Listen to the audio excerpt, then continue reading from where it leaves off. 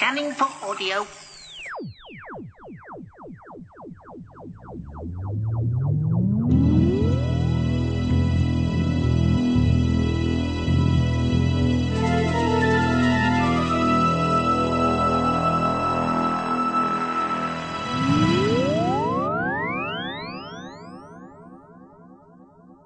Welcome to a Tin Dog podcast, this time talking to you about Survivors Season 3.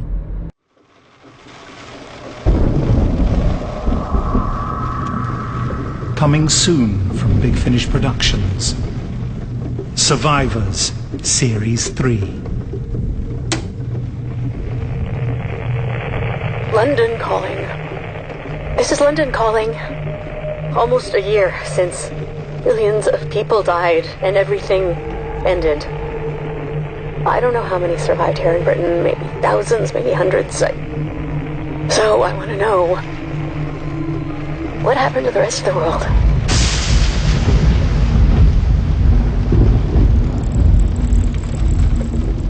Abby, I'm sorry. The truth is, I've done terrible things to stay alive. Hello, I'm Maddie Price. Abby Grant. This is Daniel Connor. Pleased to meet you. I'll let you know if the feeling's mutual. The name's Jimmy Garland. You've got some friends of mine that I'd like back.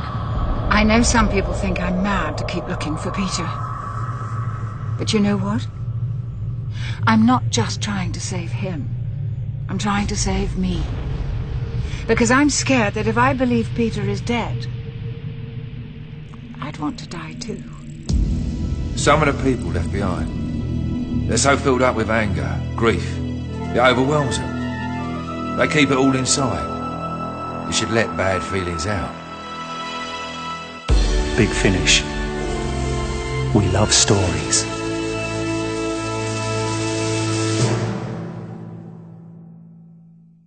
Now yes, those of you who've been hanging around with the Tin Dog podcast long enough know that I will keep reviewing Survivors.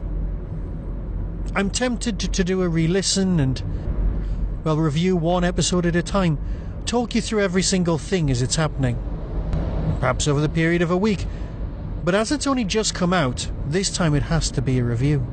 And as always, it's bleak, it's dark, it's truly emotional, incredibly violent, and I am beginning to do this entire review just using words. Single individual words. That's not on, is it? What do you get? Well, it's a 4-disc set, with some extras tagged on the end of each individual story. The extras are actually a bit of a godsend when it comes to these survivor tales.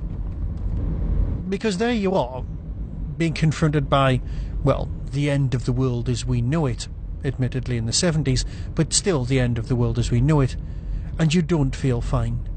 You feel almost violated listening to these things. They are definitely for an adult audience. And then afterwards, after you've heard that haunting music, you cut straight to the actors being all jolly and going on about Big Finish lunches. You know, the sort of thing.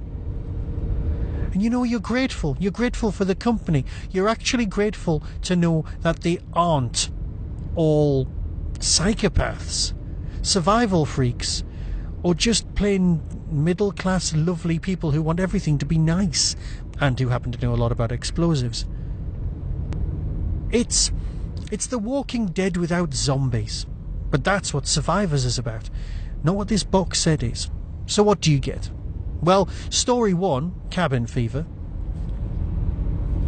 takes us right back to the beginning, to the outbreak itself. So if you're considering joining this box set revolution that is Survivors, then you can start here.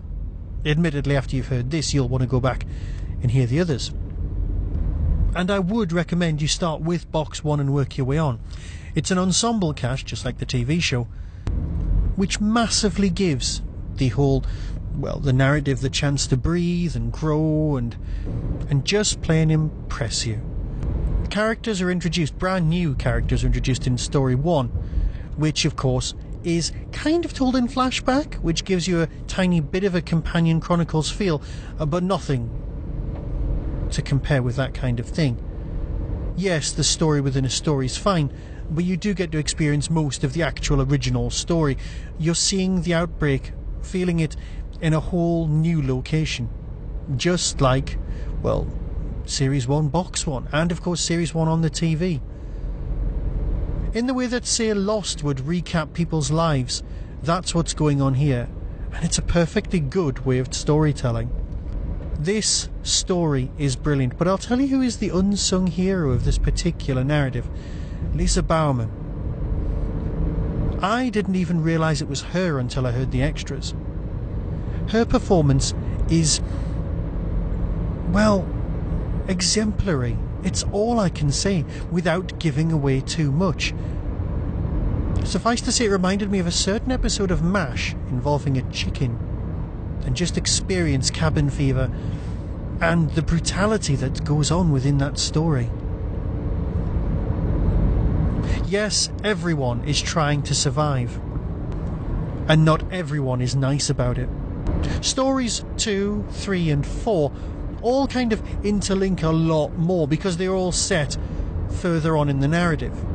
It's a trip back to London. And of course, we have a return of Maddie, played by Dabo Girl from Deep Space Nine. You can't call her that. She's a fantastic actress. She's been tremendously well hired by Big Finish to play an American, and she is. And the ongoing narrative here of her desperate attempt to contact the rest of the world and eventually try and get back to America is covered across these stories. The rise of the British government, a group of neo-Nazi thugs, is superbly well illustrated. Never better, though, than during Story 2 and 3, both set in London and specifically in the BT Tower, or the Post Office Tower, or Wotan Tower, if you want to call it that. Andrew Smith has managed to pull off a fairly decent action adventure. To be honest, it's excellent. Making use of the location and, of course, the sheer science of the 1970s communication systems. There has definitely been a lot of research taking place, and you know, it's on paper, it's in front of you, you can hear it, you can hear the reality of 1970s apocalypse. It's all tremendously well crafted, and that takes us all the way up to part 4, when we're dealing with, well, an attempt to leave the country. You see, I could talk for hours, but I'd be giving away too many spoilers. It's basically dark, it's scary. It gives you a glimpse of through so many of us. It's the human condition taken to its extremes. A wonderful thing in this is that Daniel's character finally gets to come out of the closet. And his journey, his story arc has been fantastic. But I won't give away any more spoilers than that. Basically, if you are tempted even remotely to embrace the survivors, well, buy this. You will not regret it. Of course it's dark, of course it's depressing, but listen to the actors afterwards saying nice things about the world, and you'll feel a bit better. Yes, Series 1 came out when Paul Spragg had just passed, and it always makes me think of him and his brilliant work with Big Finish. Well, here's to you, Paul, and here's to survivors. So until next time, when I'll be talking about more Doctor Who, be seeing you.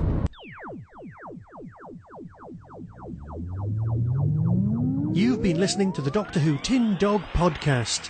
Available on RSS, iTunes, Audioboom, Tumblr, and wherever podcasts are found. Why not become a supporter of the show by visiting patreon.com/tindog.